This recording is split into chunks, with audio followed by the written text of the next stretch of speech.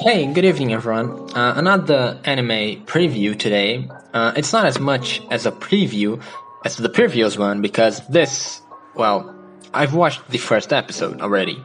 But still, I have some things that I want to talk about, and I think this anime is very much worth talking about. It looks very, very promising. So, Jouran, the Princess of Snow and Blood. I watched the first episode today, and let me say, it is nothing like I expected. But I really like it. So, first thing I noticed, and this is something that always catch my eyes, thick character outlines. I know, it's not the best way of animating. There are better things that you can do. But I simply love the technique.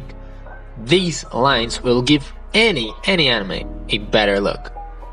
Thick in anime is always better. Thick outlines, that's what I'm talking about, right?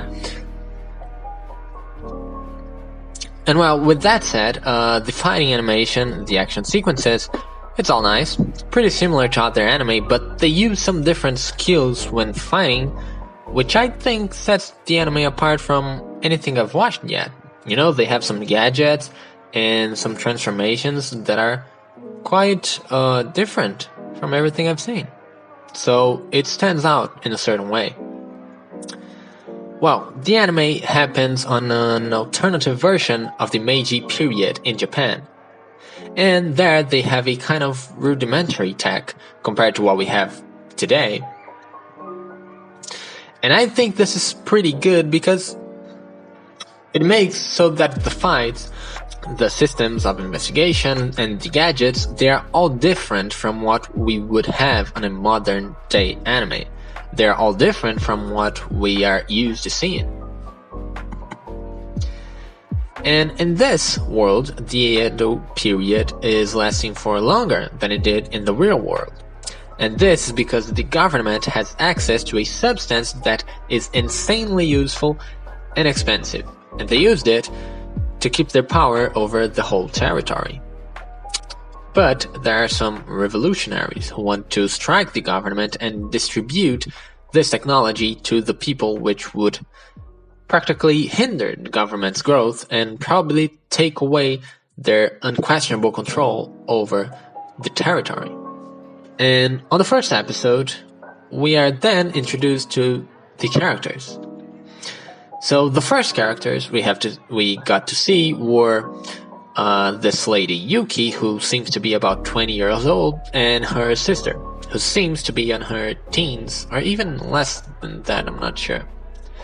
Her sister apparently needs to find a man who is willing to marry her, and Yuki works on a bookstore. She buys and sells old books during the day, because during the night, she has a secondary activity which seems to be the one that actually gives her the necessary income to keep things going.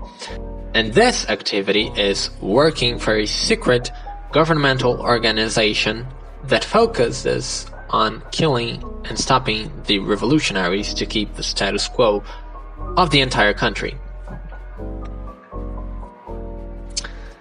Now, there's one aspect of this world that I need to touch on, and these are the superhuman beings.